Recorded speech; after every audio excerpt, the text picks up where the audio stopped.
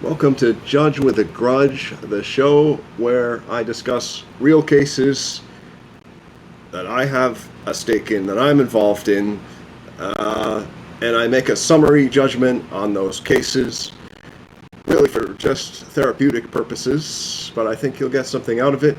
Of course, no real judge can hear a case or make a ruling on a case that is personally involving them. They would not be non-biased, and they would have a conflict of interest. But this is mainly empty chair therapy, so to speak. For this first episode, the case is the case of the screwball doctor and researcher who messed up my life. This case involves a medical study in which I participated at the age of 20 in Boston, Massachusetts in 2004. This facilitating doctor and endocrinologist affiliated with Mass General, a Harvard faculty member who I believe graduated at Harvard Med School with honors, though in my opinion deserves every dishonor imaginable. The study called Effects of Selective Testosterone and Estradiol Withdrawal on Skeletal Sensitivity to Parathyroid Hormone in Men involved 58 men between ages 20 to 45. There were 4 groups of us. I was in group 3, which was called testosterone testosterone deficient but estradiol efficient. The paper says that this group had testosterone at castrate ranges. So they essentially castrated me chemically for the length of the study. This meant that my testosterone was blocked with medication during the study, and I was put on estrogen for about 6 months. I also had 2 hospital stays at MGH. During those stays, I was given an IV of thyroid stimulating hormone until I retched until my stomach was empty. Okay. The human body can grow up until age 24, about. I am certain that because of this study, I stopped growing at 20, and I could have been more masculine. This sounds to me like a completely redundant and unnecessary study. I also strongly suspect that the study was performed for the benefit of male-to-female transsexuals. Had I realized this, I would have declined participation in the study, as I'm sure many of the men involved would have also done. We needed the money, though. It was only $850 total, $850 distributed in the course of many payments, requiring many visits and much hardship. Was it worth it? Not on your life. Granted, the year prior, I was rejected by the United States Army at MEPS in Harrisburg, PA, so I have never been in great athletic shape, but attest that I was considered healthy for purposes of the study, and that I never enjoyed complete health ever since, though observant of folk practices for longevity and integrative health. So in all honesty, they screwed up my endocrine system when I was still young, and it never learned to regulate itself.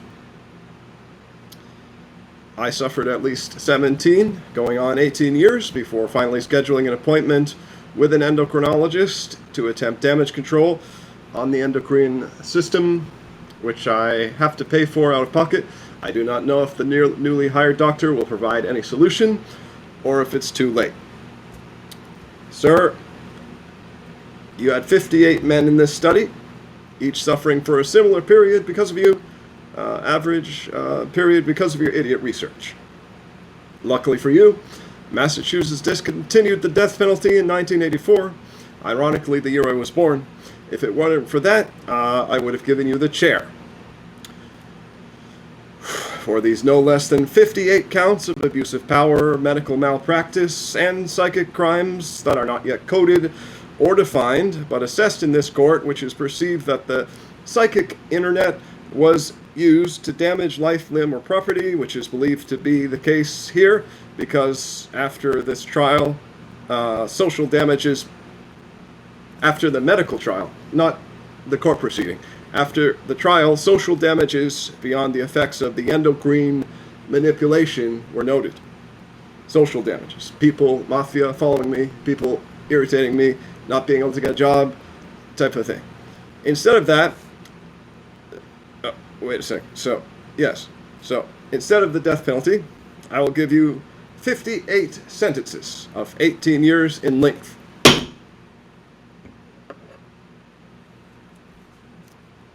That's well over 1,000 years.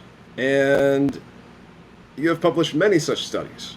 So that's at least 1,000 years that you would run in jail, if I had to say, for the aggregated eons of suffering you have caused and the countless number of lives like mine that you have tampered with and screwed up.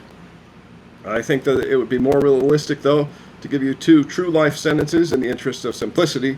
So that is what I'm doing, as well as stripping you of your medical credential. But of course, that should go without saying. So that's the real sentence.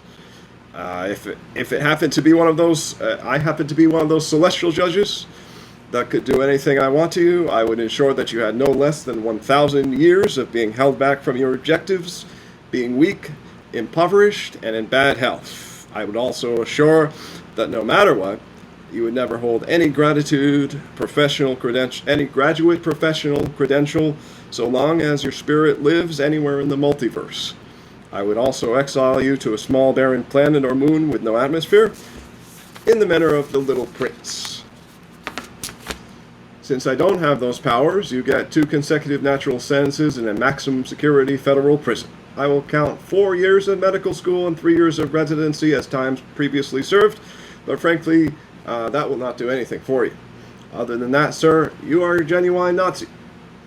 You are a backward doctor, or what I call a rock cod, which, in case your retarded imbecilic brain cannot comprehend, that is the word doctor spelt backwards. During your career, you consistently violated the Hippocratic Oath, going against provisions against playing at God and doing no harm, both of which I ruled that you have done in this study, and probably each other one that you participated in and published along with your colleagues, who I would also prefer would be disposed of similarly, but have no evidence or grudge against.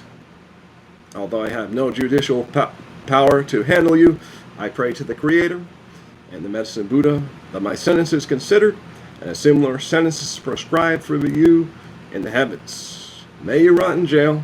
I never want to see or cross paths with you or any incarnation of you as long as you live. So, was that therapeutic? Well, not as therapeutic as you probably think. Hammering that gavel,